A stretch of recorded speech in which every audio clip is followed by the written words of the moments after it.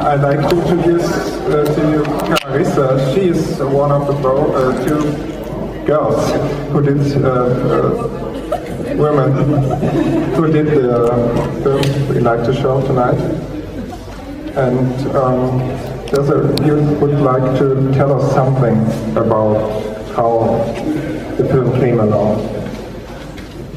Okay. The film was about the anti-nuclear protests in Japan that came up after the disaster of Fukushima, and which media did not really talk a lot about. So long story. A friend of mine, a really good friend, when she's studying Japanese studies, and she went to Japan for a year for an exchange year. Which coincided with the period of time when I just finished my studies with my final exams. So I wanted to do something cool afterwards, and started to plan a trip to Japan for 6 weeks with a language course and everything. So I visited her, and this whole trip practically ended with the disaster, with the earthquake and the disaster of Fukushima. So I went back. I had my plane ticket for March 13th, and the earthquake was on March 11th. And she spontaneously went back to Germany too. So that was the part that was not planned. But so we were kind of in the whole. We were very involved in the whole disaster and what happened afterwards. And we were following the news on the internet and on the media. And we came along the anti-nuclear protest, and my friend, she's studying Japanese studies, so she had already done some research on Japanese protest culture, which was very vivid in the 60s and 70s with student protests, but kind of died down in the following decade. So we heard about really big anti-nuclear protests, or we followed them on the web because there were a lot of videos and blogs about it too. And in the end, we came along a big demonstration on April 10th, which with like 10-15,000 people coming to the demonstration, which was basically the biggest demonstration since the student protests in the 70s. So this was kind of a big deal, but didn't really get to the media. So we felt that this whole movement is kind of misunderstood and wanted to tell the story of it. So we went back to Japan and made a film. Since the film was made, a lot of things happened in Japan, and the movement went on, and I guess you have some news about what's going on now then and what changed till that time the film was made. So just tell us a little bit about this. So I guess it's easier to follow this if you already know the film, but I'm just going to add some information right now. We followed 3 demonstrations which they wanted to do monthly. We started with a big demonstration that which surprisingly got so big in April, when then followed the demonstration and the preparations for the May demonstration, and then we conclude with the June demonstration. So this film is already kind of old, but we kind of see it as an example. We just followed one group. We have a focus on one group, which is Shiroto no Ran, the amateurs of revolt. And we followed them as the organizers with those first big demonstrations, but now I kind of have to add that a lot has changed, of course, because that was already a year ago. And so the demonstrations got bigger until September, where a lot of groups joined. Also the film focuses on the Tokyo demonstrations, which is important too. And until September they got bigger and bigger, and September demo had like 60,000 participants, with a lot of groups joining the organization too, but also got a lot of people got arrested. Well, 13, which is not a lot compared to German situation, but the big problem, which is also mentioned in the film, is that the police can arrest people and can keep them arrested without pressing charges for 21 days. So this is kind of totally against human rights and other things, and this is really problematic. So they arrest people without having a reason, and then having 21 days trying to find a reason why they've actually arrested them. So in September there were 13 arrestments, which actually ended with the 21st day, so they actually didn't find a reason to arrest them, so they practically arrested them without a reason, really. And so this was kind of problematic for the group who was organizing it, also because one of the organizers got arrested because there were so many people that people went on the sidewalk, which is illegal because Japanese demonstrations have to be on one lane and mustn't disturb the traffic, which is kind of ridiculous too, because demonstrations are there to disturb in order to call attention to a certain matter.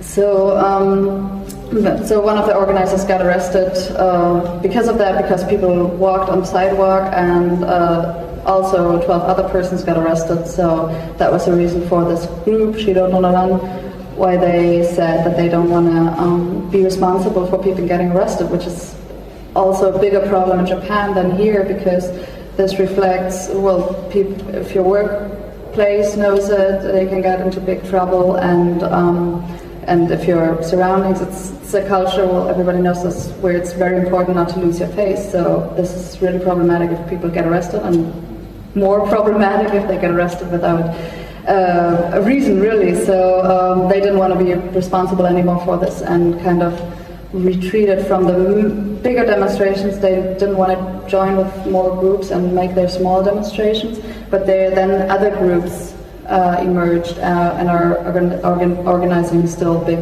demonstrations, and they connect. And so the movement is growing, and I think a big success is also that until today, for a month, something like that, for some weeks, there were no nuclear power plants running in Japan, which is a big success, which officially that is not the reason, but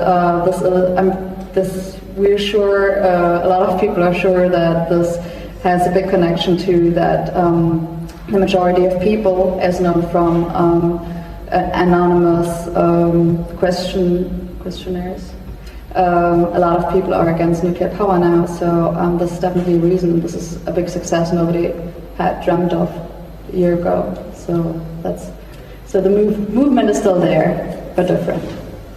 Yeah.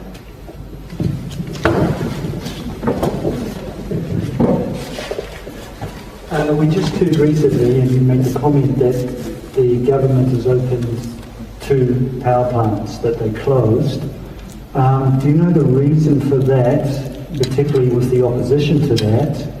And what the powers that be, the government, the political establishment there, what are they doing about now this movement is growing and growing? Are they taking any notice of it, or?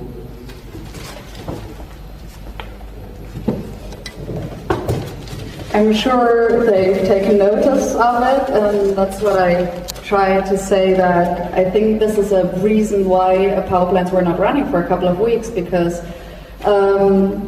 of this, because they know, but that's not so much demonstrations, I guess, because although it may seem from our movie differently, it's still not the majority of the people demonstrating. It's still a big deal to go to demonstrations, so a lot of people are still hesitating or even ignoring them, or not really, because they are not mentioned a lot in the news either. Actually, the first demonstration, or the first big one, in April, where 15,000 people went to, which was a big deal, as I mentioned. It was not mentioned in any major newspaper. So major media, or main media, still kind of ignoring it more out of, well, they're mentioning it, but not exploring more the movement. So this is a big discussion, or this whole conflict takes place under surface pretty much. So when the power plants got shut down, I mean, all the power plants got shut down for stress tests, but the big thing is that they weren't turned on again just afterwards. So the power plant, the big electricity companies were hesitating, And this came also from pressure, from political pressure from the prefecture governments. My point? Sorry. But this is very subliminal. As I said, I think it's more from the anonymous questionnaires where people are against nuclear power plants and from the demonstrations, but they are also very important, of course. But the official side is very different. So the government, a lot of times, well, most of the government is not really talking about this. And there's also the problem that, I mean, all of this is because of the special structure in Japan, which I guess is always in capitalism to some extent, but in Japan it's traditionally the big problem, or that traditionally the media, the government and the big companies are very interlaced. So major media is hesitating until they bring up the matter. So they're kind of talking back and forward with the big company. Yeah. Do you want to say something now? Yeah, I want to intervene shortly. Maybe I think I don't want to talk. But you say traditionally in Japan, as far as I found out just more recently, there were big demonstrations in Japan in the 60s. And actually then the role of the press came to this special corner. I mean, it's not traditionally, it's just since then. I think we had uprisings in Japan like we had in Europe. There's not this difference. It's as well a media campaign here to make us think Japanese societies that nobody is demonstrating there. It wasn't true. There were uprisings a lot, and I mean, Japanese people I think not to be, so different as our media wants to think. That's what the film is about, actually.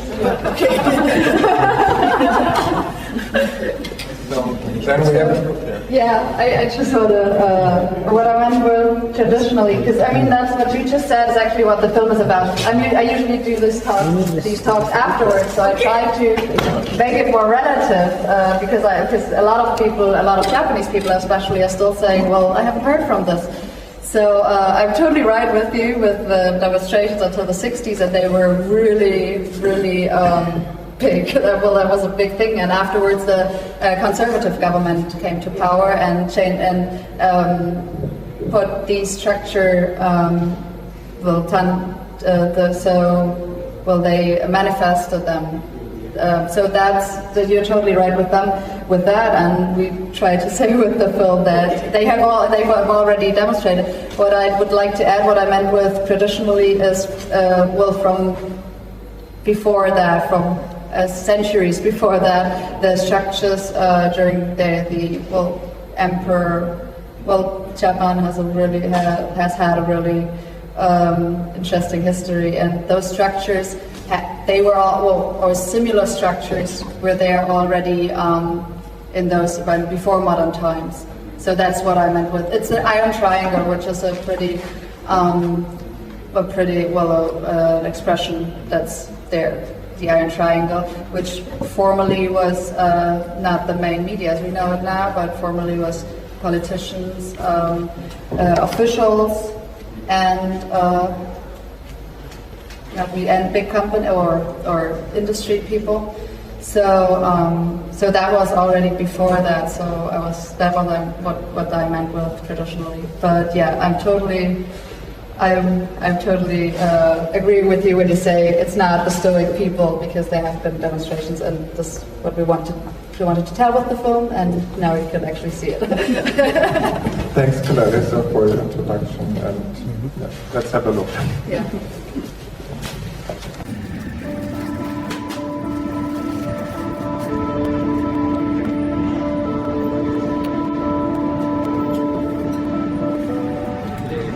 Yeah.2011年、今年に入ってですね、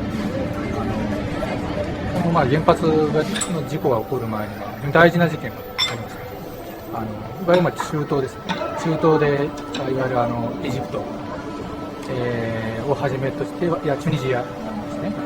でいわゆる革命が起こってですね、民主革命が起こって、そして大きく中東のですね、地図が変わっていく、状況が変わってきて変化があるんですね。でこれは私やですね、私の周辺の人々がすごく注目をしていることです。でこの中東が大きく変わっていくということはですね、どういうふうに世界のですね、世界の秩序というのが変わっていくのかというふうにですね、非常に注目してたんですよね。でエジプト革命が起きてですね、これがじゃあ果たしてアジアという地域でアメリカで日本っていうどういう影響を与えるよって考えたちょうどその時にですね、地震が、大きな地震が来て、その変化のある意味渦中に私たちが入って流れるから。まだでも1、2ヶ月なんでそんな大きなところではないんですけど、多分みんなの気持ちの中が多分すごい変わってるというか、なんか今まではいくら不況とは言ってもなんか日本自体は潰れないんじゃないかとか、なんか割となんとかなるっていうのがあったと思うんですけども、本当に地震と原発の事故以降はもう今後どうなるのか分かんないっていうか、東京にいつまで住めるのかどうかもなんか極端に言っちゃえば分かんないっていう状態になってるじゃないですか。でだからなんかみんなそれを考えないようにしてると思うんですけど、なんかそういうずっと恒久的にずっとなんかついていくようなイメージが結構なくなってるというか、でなんかもう本当にいろんな現象が起こってるというか、デモもその流れでね人が出てきたりとかいろいろあると思うんですけど、なんかそういうのがなくなってね変わったんじゃないですか。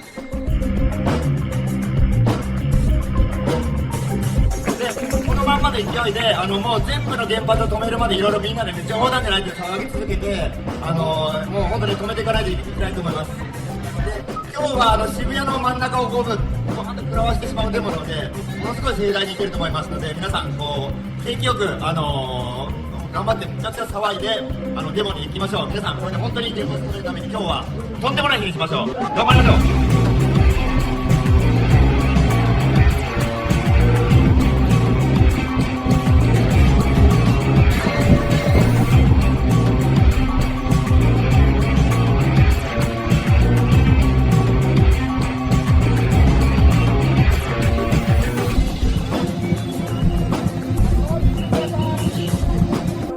一つはね、すごくはっきりしてるのは、今回のデモでもね、みんな言ってるんですけれども、やっぱりこれ単に原発の問題ではないとみんな思ってるわけですね。むしろ日本の社会が持っていたそもそもの構造の問題で、まずプロテストの場合は原発を今すぐ止めたい、このお店とか他のムーブメントの場合は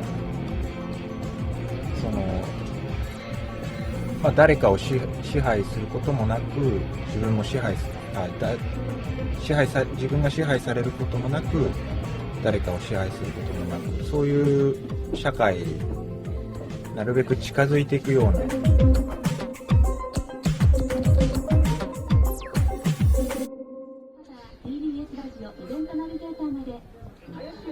原発怖いですか、ランさん。原発怖いですか。ランネコ。原発怖いですか。Whether we show the film in Japan, yeah, it's difficult since Julia has come back and last August. She's shown it 3 times in a museum, in an exhibition, in an anti-nuclear arts exhibition. Just right after it was finished, so that's the only time we get the personal reactions from people. So a lot of them, of course, were in the film. It was kind of like the premiere for the people who were involved in the making of the film, and but some of them were not, and that was great to see. I mean, the best reaction was a friend of hers who came to see the film because. A Japanese friend, because it was her film, but he never was involved in the demonstration and never went to the demonstration, and then he was like, cool, next time I have to go to a demonstration. I mean, that's the best reaction you can get, just because that's basically why we made the film too. So we tried to show it to people, but of course a lot of organizations and groups we're in touch with who show the film are already in the movement. And there's no way in Japan it's there are less independent cinemas, and there's no way really, because of those interconnections between big companies and media and so on, there's no way really to show it commercial cinema, or at least we would need a distribution company, which we don't even have here. So that makes it more complicated. What we always ask people, especially when they've shown it in Japan, what the reactions were, and maybe they're just polite, but they already tell about positive reactions. Well, we actually got one screening at the Foreigners Correspondence Club, so they're not really directly in the movement, and they showed it. In the morning, it was the first film of 10 movies or something. And it was snowing that day, so not a lot of people came, but the person we were in contact with, she said the young people who came, they really like it, because that's what it is. Demonstrations have the reputation there to come from a communist background, to be really strict, like with the megaphone, that somebody says something, a lot of people, and the choir. Actually that's the German word, Sprechchor, from Sprechchor. They actually use the German word, and a lot of people repeat it. And so that's the image of demonstrations we try to renew with the film. So of course those demonstrations appeal more to young people, although I have to say it's not only young people, it's especially a lot of, it's also women. We also get the question whether there are women involved, because we only show men, but it's a lot of women, mothers who are really really worried about their kids. So it's really a really diverse movement, and now I've gotten really far from the question. I'm sorry about that. And did you say that the last demonstration they had, they got 60,000? Well, not the last one, in September, one of the biggest ones that was a peak. Well, sometimes they get this again, but that was like the highest. Right. Was that in Tokyo? That was in Tokyo. Okay. So they're ongoing now, sort of like once a month? More or less, since other organizations kind of took up with it. It's irregular, but a lot of demonstrations. And although Shirotona now does smaller ones, there are more smaller demonstrations. People get inspired, it's growing. In the end, it's growing, although there's still a lot of people who are afraid, who hesitate to demonstrate. Yes. Well, it's quite a culture stigma, isn't it? Yeah, it's not. I definitely want to change the image of the stoic Japanese, but we try to explain it, that it's not Stoicism itself. It's just that there are a lot of there could be a lot of difficulties for the people who demonstrate, actually. So it's actually a big step. And I think even though those people, and I think that I'm very convinced of this, a lot of people who don't participate in the demonstrations, the big thing is that they are starting to think about certain matters as the inflictions of companies or companies with government, public opinion, where to get information, how to trust those information. I think that's where something big is starting. But I mean, a lot of people compare those demonstrations to the anti-nuclear movement in Germany, which is more than 30 years old and has achieved a lot. But it took, in the beginning years, it was really difficult too. And I think comparing with that, they've gone pretty far. They've gone pretty far. But it's not just the nuclear issue, which was good to hear. It's the whole of the society. Repressive society. Yes, and the idea too with the capitalism, too, the idea with the money, the whole, which is good to hear, and particularly the young people and how it seems like they're organising, getting together. Definitely, because since, actually for some decades now, but Japan has been in a recession, and now it's, before it was, people tended not, please correct me if I say, before or when the economy was people tended not to think about it, because they got out of university, they got a job, which usually is not even related to what they've studied directly. They get a job, men stay in the company until the end, until they retire, women until they marry, and when young people started not to get a job, and well, those young people from Shiroto, they're actually not that young anymore, but they've been in that situation, and they started to think about it, and that's a small, and they've been thinking about it for years now. What could be an alternative to? I mean, I think Matsumoto actually explained all this. What could be an alternative to this life model? So, and now people are. Not all of them do the overall thinking, but people start to think about what media to trust, what could they do, how could they talk, or at least think about how could they talk with other people like this, because it's not taken for granted to talk with somebody you're not really close with about these matters. That is a cultural thing, but yeah. I don't want to change culture either. It's really good that that every country has its culture, but it's good when people start to think about it. I mean, even here, of course.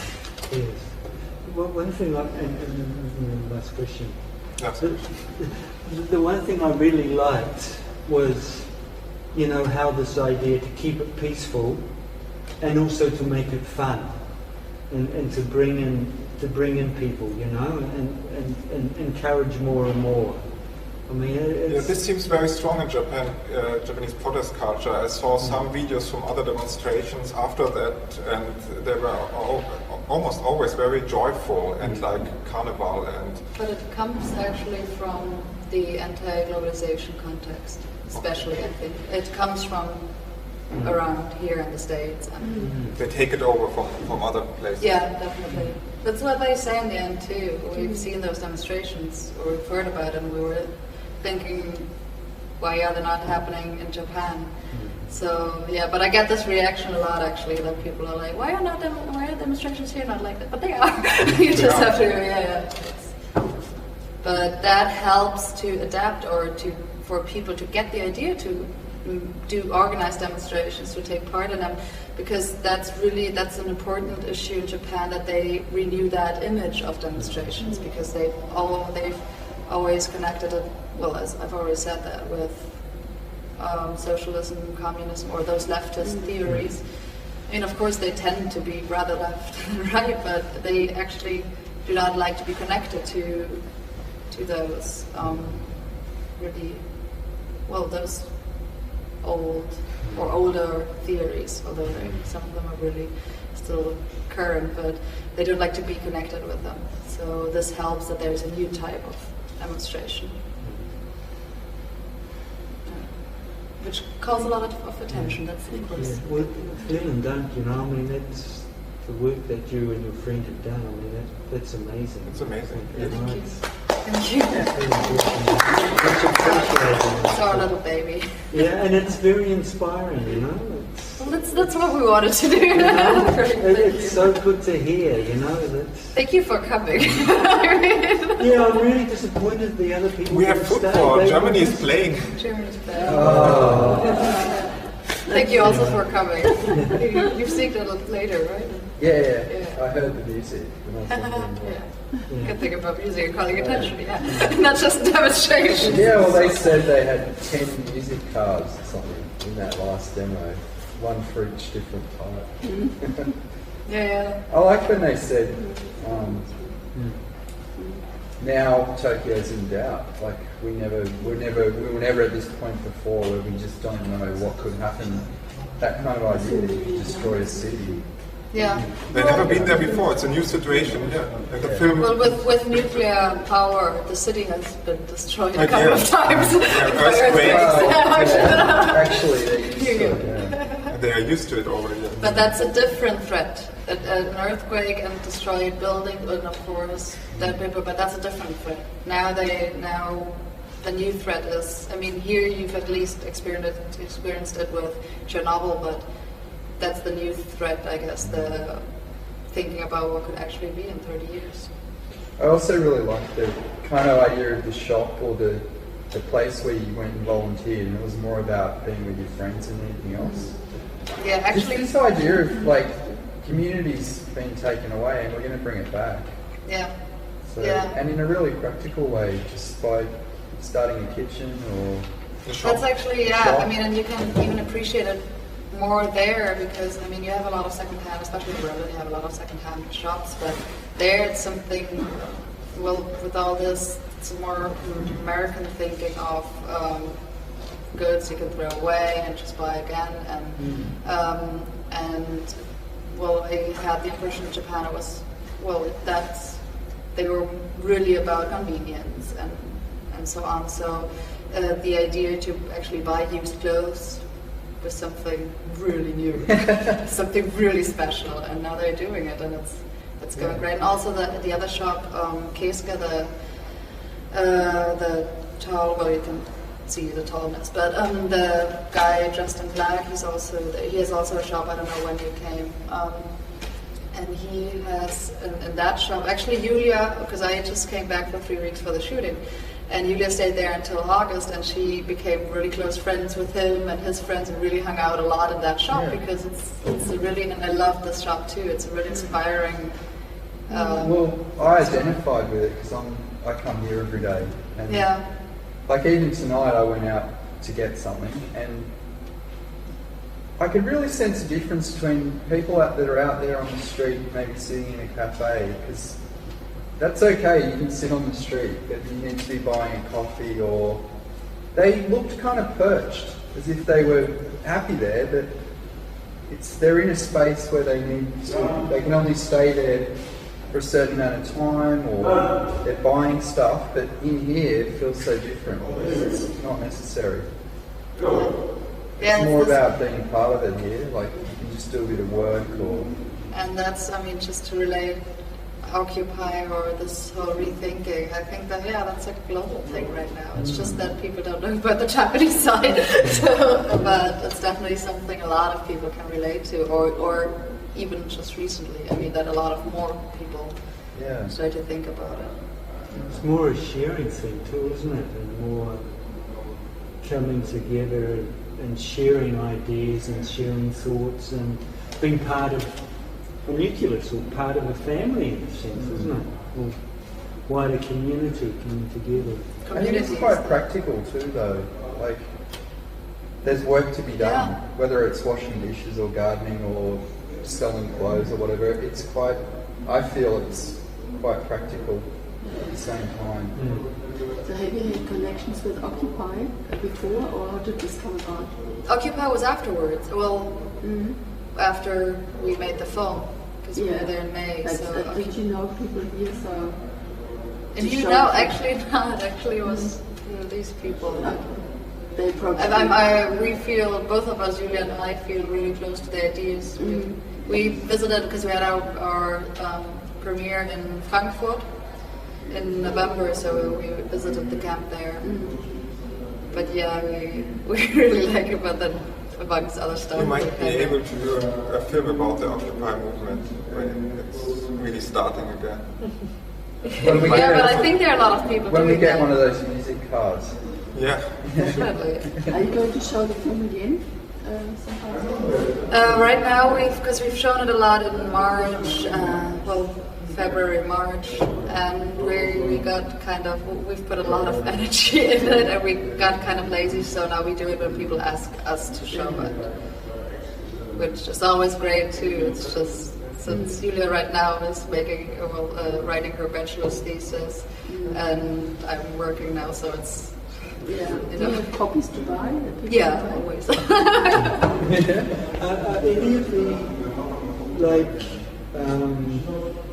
have you had any interest outside Japan or any other? I mean, are you looking at maybe distributing worldwide, or even independently? Well, of course, because that would be less work for us, and we could actually put some more energy in showing the film, or because or people actually do that distributions. That would be possible to find a distributor. So it's a matter of time, I think. It's just really difficult. I mean, with the whole, what made it relatively easy for us to make a film, to just buy a camera and a microphone and make a film, which has gotten a lot more easy in the past years. So that's the reason why there are a lot more films right now, and distribution companies, if you don't have any connections or you don't call their attention, it's really hard to get into. So of course we would love to. It's still showing at festivals, a couple of them. East End, I think Jeremy just score a goal. Next to the fireworks. Yeah, you don't really need to see Was it Germany or was it New Zealand or Australia who scored a goal? That's the question. A lot of people are now using that crowdfunding to get their projects. We did it afterwards. I mean, the problem with the crowdfunding was that you usually do it before, because then there are also those sites like Kickstarter. If you don't reach a certain amount of money, you don't get the money, which is the idea. If you don't get enough people to support it, maybe you should rethink doing it or find other. And so this is kind of the idea of crowdfunding too. So we made the film really spontaneously. We borrowed money from family and our savings, which don't exist anymore. So we did the crowdfunding afterwards, and which had the advantage that we already had a trailer, which was convincing, I guess. But usually, so people were like, "You've already shot the film. Why do you need money?" I guess that was one, and then crowdfunding is a lot of work too. Crowdfunding, a lot of people underestimate it, and we actually did not do it well in the marketing kind of sense to call more attention to attract more target. It's all this marketing stuff, but especially in the online world where it's easier to access those new forms of funding or other things.